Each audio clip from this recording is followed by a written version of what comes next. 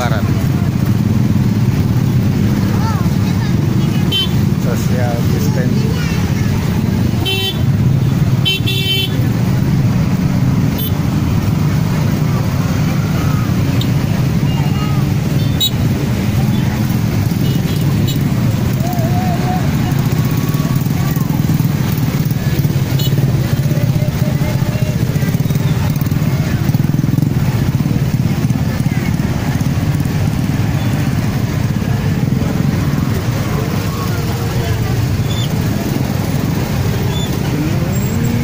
Apa? Nah, buat stay pemandangan jauh. Nah, Sara Tungguku Padat Merayap ya. Ini corona, sedang musim corona, sedang wabah COVID-19 ya.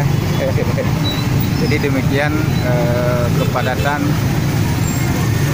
salah. Tidak ada dan namanya social distancing.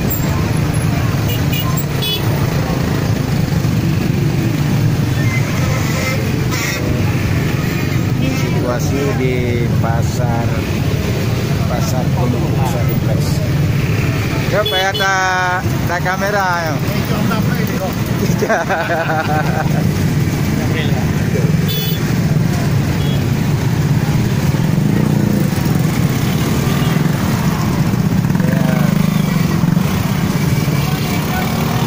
Sini nggak ada bang? Ini sendal, coba cek sendal. Sendal. Tuh, ini suruh beli sendal aja. Hah? Ya. Apa? Ya? Oh, marcun tidak dijual nak. Ya.